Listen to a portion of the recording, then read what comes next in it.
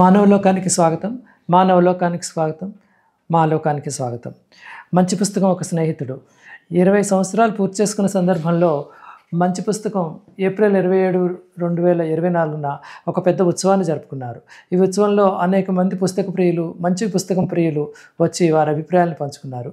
వారు ఏం మాటలు చెప్పారు, వాళ్ళ ఆలోచనలు ఏమిటి, వాళ్ళ అభిప్రాయాలు ఏంటి, మంచి పుస్తకం గురించి తెలుసుకుందాం పదండి. నమస్తే లావణ్య, మీ పరిచయం చేసుకుంటారా? నా పేరు లావణ్య. ఇక్కడ నూనె గింజల పరిశోధన సంస్థలో సైంటిస్ట్గా వర్క్ చేస్తున్నాను హైదరాబాద్లో. ఇప్పుడు మంచి పుస్తకంతో మీకున్న అనుభవము, అనుబంధము కొంచెం వివరంగా చెప్తారా? మంచి పుస్తకం మొదటి నుంచి కూడా సురేష్ భాగ్యాలతో అనుబంధం. ముఖ్యంగా నాకు బాగా నచ్చింది ఏంటంటే, మా అమ్మాయి సజలాని పెంచినప్పుడు తెలుగు తనకి ఎలా బాగా నేర్పించాలా అని ఎప్పుడు తాపత్రయపడేది. అలా తాపత్రయపడినప్పుడు చాలా పుస్తకాలు ఎక్కువ ఇంగ్లీష్లో ఉంటాయి, కానీ కథల పుస్తకాలు మంచిగా తెలుగు పుస్తకాలు ఎప్పుడు ఉండేవి కాదు. నాకు ఫస్ట్ అందుబాటులోకి వచ్చినది మంచి పుస్తకాలు. చాలా కథలు నేను చాలా ఎంజాయ్ చేస్తూ చెప్పేదాన్ని. కిరికురు లొడ్డప్ప అనే కథను అయితే నేను ఎంజాయ్ చేస్తూ ముందు చెప్పేదాన్ని. చాలా రకరకాలుగా ఉండేది. ఇంకో ఫేవరెట్ పుస్తకం నాకు రాజుగారి జున్నుముక్క. అది యాక్చువల్గా ఆల్మోస్ట్ ఒక అగ్రికల్చర్ దానికి రిలేటెడ్గా అనిపిస్తుంది.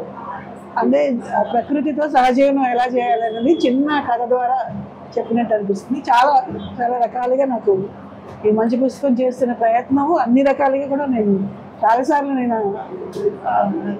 అభినందిస్తూ ఉంటాను. వాళ్ళు దీని వెనకాల ఓన్లీ దీన్ని పట్టుకునే వెళ్ళాడుతున్నారు కాబట్టి బహుశా ఇంత చేయడం కుదిరింది అనుకుంటా. వాళ్ళిద్దరూ లైఫ్ టైం మొత్తం వాళ్ళు దీన్ని అంకితం చేశారు. చాలా ఏకాగ్రత ఈ విషయం మీద. ఐ కాంప్లిమెంట్ సురేష్ అండ్ భాగ్య.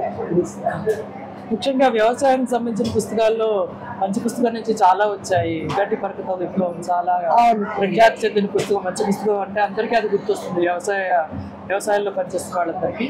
దాని గురించి, అలాంటి పుస్తకాల గురించి మీ అభిప్రాయం కొంచెం చెప్తారా? మంచి పుస్తకాలు ఉన్నాయి. ఇది వ్యవసాయం రిలేటెడ్ చాలా మంచి పుస్తకాలు వచ్చాయి, కానీ నేను చూసిన సర్కిల్ ఏంటంటే అందరూ ఈ ఫీల్డ్లో ఉన్న వాళ్ళు ఇంగ్లీష్ బుక్స్కి ప్రిఫర్ చేసినప్పుడు ఇంగ్లీష్లో కూడా సింపుల్గా వచ్చే బుక్స్ కోసం బహుశా ప్రిఫర్ చేస్తారు. తెలుగు పుస్తకాలనే కాదు, ఏదైనా అగ్రికల్చర్, పర్మాకల్చర్, ఇప్పుడు ఒక బుక్ చూసాను నేను, అది సింపుల్గా ఉంది. అలాంటి పుస్తకాలు బహుశా చాలామంది ఆదరిస్తారు అనుకుంటున్నాను. ఇది చాలా అవసరం కూడా. మన హ్యాండ్ బుక్ ఆఫ్ పర్మాకల్చర్ ఇంత పెద్ద వాల్యూమ్ ఉంటుంది, బహుశా ఎవరు దాన్ని ఇంట్రెస్టింగ్గా చదవరు. అదే సింప్లిఫై చేసి చిన్న బుక్ ఇంగ్లీష్ అని తెలుగు రెండిట్లో ఉంటే కూడా బాగుంది కూడా. ప్రయత్నం చదివాను. గడ్డి పరకతో విప్లవం కూడా నేను తెలుగులో సురేష్ చేసిన అనువాదం చదివాను. అప్పుడు నేను మొదటి పరిచయం దాని ద్వారానే అయింది. పర్మాకల్చర్ పుస్తకం అది కూడా చాలా బాగుంది.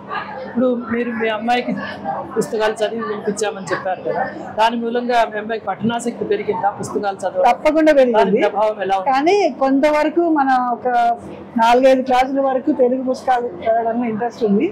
గ్రాడ్యువల్గా స్కూల్కి వెళ్ళిన తర్వాత మటుకు ఆ వాతావరణం లేదు. వాళ్ళకి తెలుగులో ఉన్న ఇంట్రెస్ట్ పోయి ఎక్కువగా ఇంగ్లీష్ పుస్తకాలకి వెళ్తున్నారు. కానీ ఏదైనా చదివిందంటే మనకు ఓన్లీ ఈ తెలుగు పుస్తకాల ద్వారానే చదివింది. కానీ స్కూల్స్లో వాటిలో వీటి గురించి ఎక్కువ ఇంపార్టెన్స్ బహుశా అది ఇంకా ఎక్కువ చేయాలేమో అనుకుంటున్నాను. ఒకే ఒక ప్రయత్నం చేసింది ఏంటంటే, ఒకసారి మా ఫామ్ దగ్గరలోనే గవర్నమెంట్ హై స్కూల్ ఉంది, వాళ్ళకి ఒక 20,000 పుస్తకాలు ఇక్కడి నుంచి కొని గిఫ్ట్ చేస్తే వాళ్ళు చాలా అపురూపంగా దాచుకుని ఒక అల్మారాలో పెట్టుకుని వాళ్ళు దాన్ని సర్క్యులేట్ చేసుకుంటూ ఉండేవాళ్ళు. ఫ్రీ టైంలో వాళ్ళకి ½ అన్ అవర్ ఎప్పుడో దొరికినప్పుడు ఈ కథల పుస్తకాలు తీసుకుని చదివేవాళ్ళంట. అది ఒక్కటి నాకు చాలా సాటిస్ఫాక్షన్ అనిపించింది. చాలా మంచి ప్రయత్నం, పిల్లలకి ఉపయోగపడేది. Thank you.